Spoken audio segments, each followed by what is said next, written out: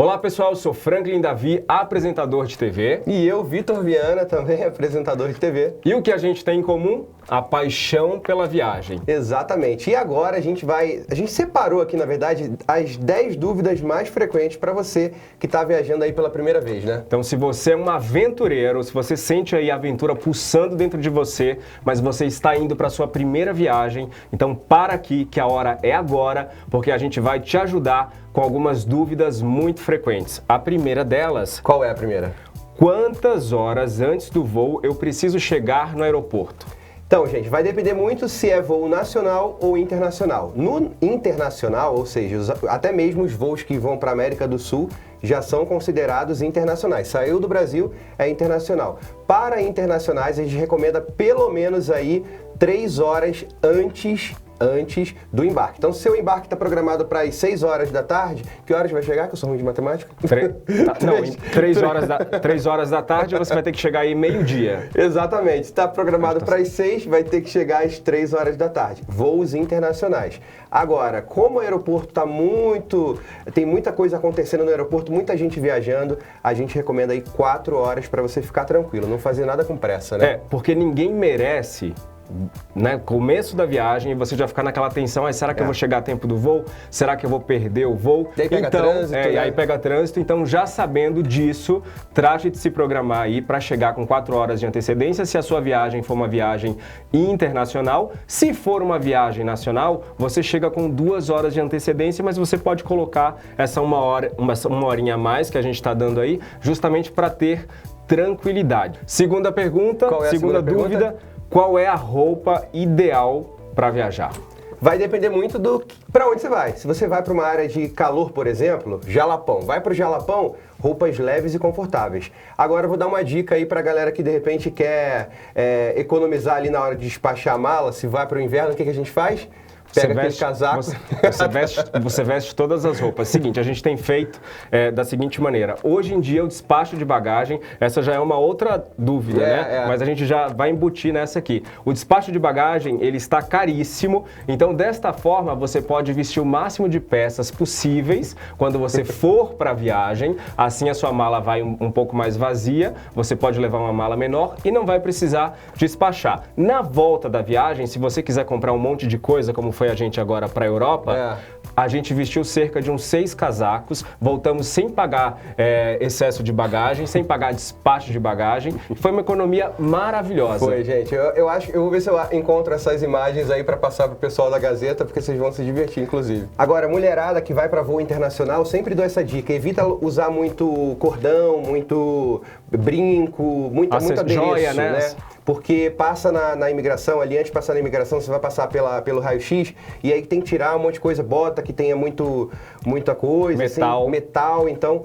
evita levar essas coisas assim, muito cinto, brinco, colar, cinto, bolsa, tudo que esteja preso ao corpo, vá só com o básico mesmo, um calçado leve, um tênis de preferência. E o tênis mais grosso que você tiver, mais pesado, como por exemplo o Franklin falou da bota, ou um tênis de trilha. A minha bota era de borracha, tá? Não tinha metal. Não era metal. tão pesado, Já vai calçando ele, igual também um casaco. Já vai com pelo menos o casaco no corpo um só e o outro na mão, isso sem problema nenhum. Qual é a terceira dúvida?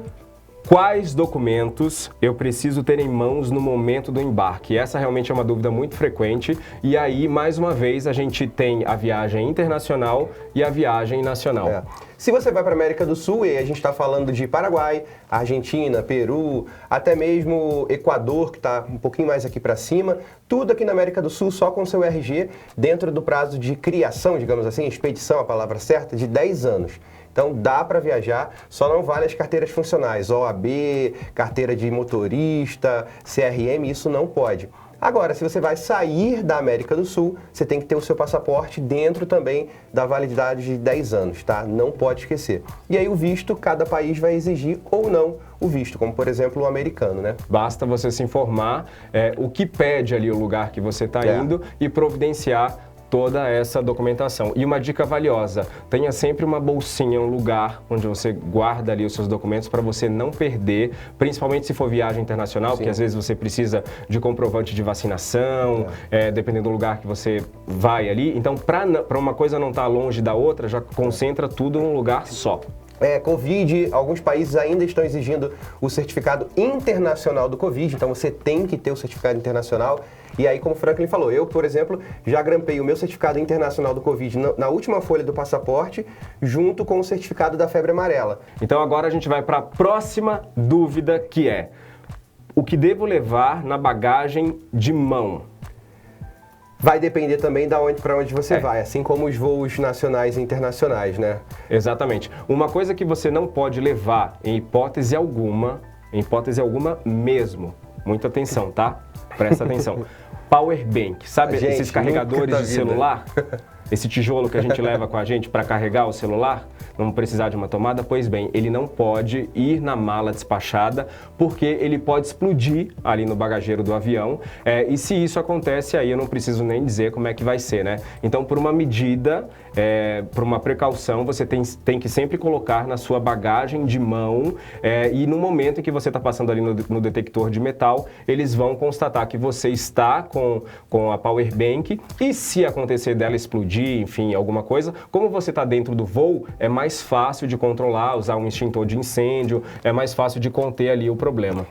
Mas a gente viaja com a malinha pequena, que é a nossa bagagem de mão, e a gente costuma levar secador, por exemplo, a gente leva equipamento para gravações, então a gente tem baterias, essas baterias vão junto com a gente na bagagem de mão. Né? Em voos nacionais, se você está com uma dúvida sobre o que levar em relação a cosméticos, a sua necessaire ali, se tem shampoo, se tiver em voo nacional, você pode, não tem limite de tamanho. Não Agora, tem. se for um voo internacional, muita atenção, porque o tamanho... Até 100 ml e até 10 frascos. Então, vai levar shampoo, condicionador, sabonete líquido, você tem que levar nesses pequenos frascos de 100 ml e só pode levar até 10 frascos. Então, essa dica, assim, eu sempre dou, mas muita gente, por isso, confunde e acha que no internacional, no nacional, perdão, tem que fazer isso. Para nacional não há limite, tá? Pode levar aí o frasco de shampoo grande numa boa. E objetos cortantes não pode levar em hipótese nenhuma. Para nenhum dos Vitor, dois. Eu vou levar tesourinha para cortar a unha, ou então nada disso você pode levar. Então, eletrônicos sempre na bagagem de mão e tudo que for líquidos no internacional até 100 ml. Essa daí é a dica coringa. Senão você vai ser barrado no aeroporto. E aí a gente já viu muita gente, né, tendo que se desfazer de creme de cabelo, shampoo, e isso na volta também do voo, inclusive. Não, né? Imagina, você compra aquele perfume caríssimo, que tem uma embalagem maravilhosa, que depois, quando acabar, você não vai querer nem jogar fora. Aí chega ali na hora, por ter mais de 100 ml, você tem que deixar. Como é que você vai fazer? Você vai arrumar confusão? Gente, não vai, porque a viagem vai ter que continuar. Então tem esse alerta aí na sua cabeça quando for viajar, para não acontecer nada disso. Próxima pergunta, próxima dúvida: posso entrar com a comida no avião? Pode, só não pode, obviamente, arroz, feijão, aquela marmita, sabe? A básica. Isso aí não pode, não. A gente já viu até alguns memes na internet já. Lembra aquele último da família comendo? Mas era uma brincadeira. Isso daí não. Mas biscoito, água. Se for viagem nacional, não tem problema levar água. Não tem problema. E aí entra na questão dos líquidos. Voo internacional, não. Tem que beber toda a água. Mas o biscoitinho, de repente, alguém que tem uma dieta restritiva, dá para levar numa boa. E como já aconteceu muito com a gente, da gente estar na correria ali, e aí a gente com fome, já prevendo ali que não ia demorar um pouquinho para servir, né, para vir o serviço de bordo, a gente passava ali numa rede dessas de fast food, e aí comprava o sanduíche, o refrigerante, a batata, e a gente levava dentro do saquinho, e não tinha nenhum problema, nenhum problema você levar. Então, é muito fácil. Só não vai entrar no voo com isopor, com frango desfiado, farofa, essas coisas, porque não vai. Aí não vai rolar. Aí não vai rolar. Bom, a sexta dúvida eu posso levar medicamentos na mala de mão? Pode e deve. A gente que toma manipulado, ou de repente a pessoa que toma um remédio receitado pelo médico, controlado, é bom levar receita, tá? Sempre recomendo. Leva a receita, se você tiver a receita. E também, assim, não é quantidade. Você não vai ficar, de repente, 3 meses fora. Normalmente uma viagem você leva aí 15 dias, sei lá. Então você não está levando remédio para 2 meses. Então tudo bem você levar. Leva com a receita, se você tiver, e qualquer coisa é o uso pessoal que você tem que fazer e ponto, acabou. Agora, obviamente, eu não vou levar, se eu vou para uma viagem de 15 dias, eu não vou levar 3 meses de medicamento, que aí vai configurar até mesmo contrabando, exatamente. Então, se é de uso pessoal seu, você pode levar. Agora, estou levando para minha filha. Ok, leva a receita e sua filha está com você, maravilha, não tem nenhum problema. Se é um remédio, sei lá, um tarja preta, alguma coisa que você tenha que tomar, alguém que tenha depressão, porque acontece muito, né? A gente já teve muita gente perguntando isso, é preciso levar a receita. Sim, porque se é um medicamento de venda livre, aí tudo bem, porque isso você vai conseguir comprar lá fora, enfim, em qualquer lugar. Mas se é um remédio controlado, se tem uma tarja preta, por exemplo, você tem que levar a receita para comprovar de que foi o seu médico quem passou aquilo ali. Sempre é bom ter esse cuidado. 7ª pergunta, posso levar o meu bichinho de estimação na cabine? Pode e deve. Inclusive, a gente está passando por um processo agora, hoje, no caso amanhã, a gente vai pegar um gatinho aqui, o nosso novo filho aqui em São Paulo, e vai levar para o Rio, onde a gente mora. E aí tem toda uma documentação que eles exigem, o Franklin vai falar, tem que ser dentro de uma caixinha específica, com dimensões específicas, assim como a mala também. E o que por exemplo, uma das companhias aéreas nacionais recomendou aqui pra gente? Na verdade, o que você vai precisar aí é de um atestado do veterinário dizendo que o animal está apto para viajar, que ele não tem nenhum tipo de doença. Então vai ser preciso uma avaliação ali do veterinário e aí ele vai te dar um laudo. Esse laudo vai atestando ali de que o animal está bem.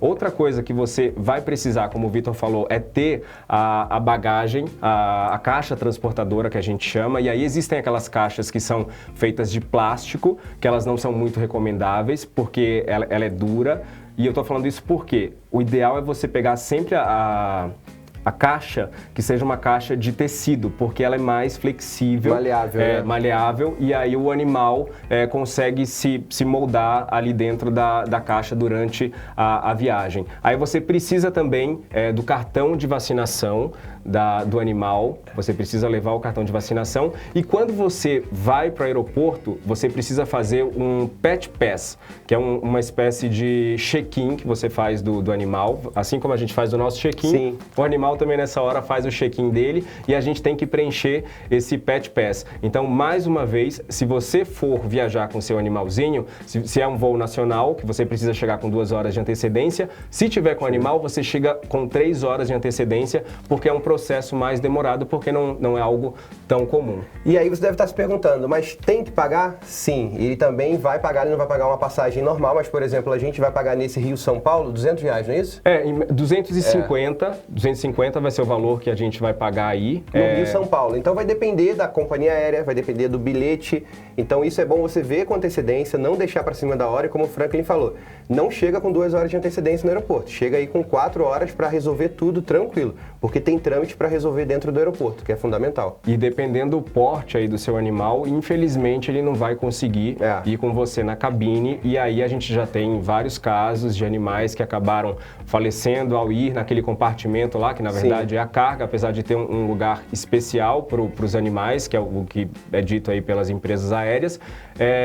Mas é complicado, né? Eu não recomendo. Então, eu não recomendo. Se você, dependendo da viagem, faça essa viagem de carro que é mais seguro para o seu bichinho. 8ª pergunta, posso trocar de assento depois de entrar no avião?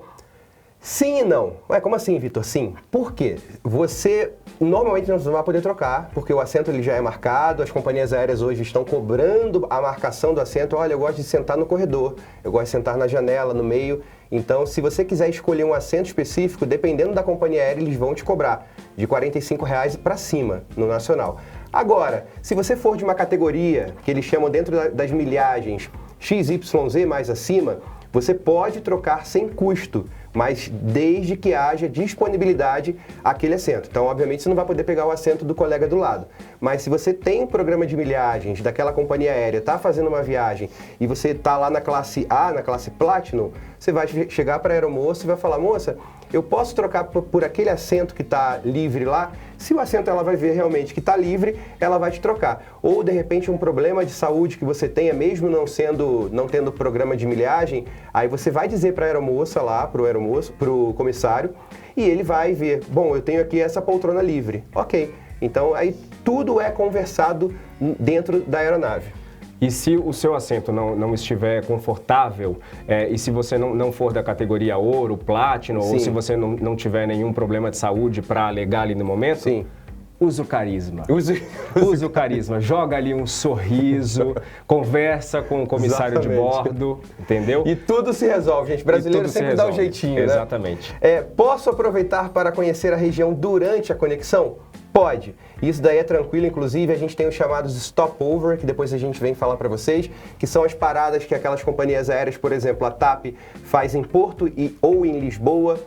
A gente tem a Copa que faz no Panamá e que se a sua conexão for muito longa, você pode sair do aeroporto e fazer ali um passeio. O stopover, normalmente, ele dura até, dependendo da companhia aérea, 7 dias. Então, quer dizer, você sai, vai pegar a sua mala e pode sair. Agora, se a sua conexão chegou de manhã e vai sair à noite, pode sair também tranquilamente. Lembrando que você tem que ficar ligado na mala. Se vai só com mala de mão, vai ter que levar ela com você. Se for com a mala despachada, como você só vai pegar no destino final, então beleza, não tem nenhum problema.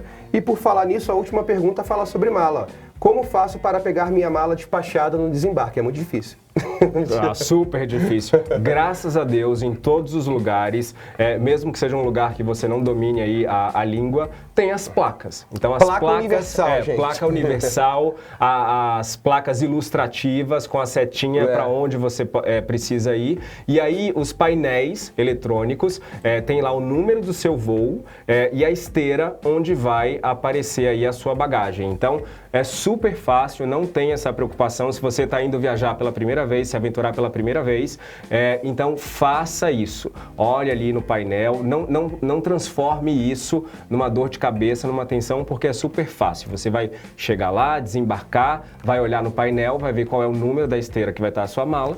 Pronto, resolvido o problema. Pegou a mala, já era. E como o Franklin falou, e se você nunca viajou de avião, saiba que todo voo que você vai, por exemplo, um Rio-São Paulo que sai 3 horas da tarde, ele vai ter um número e sempre vai ser aquele número de voo com naquele horário e naquela data, no caso, né?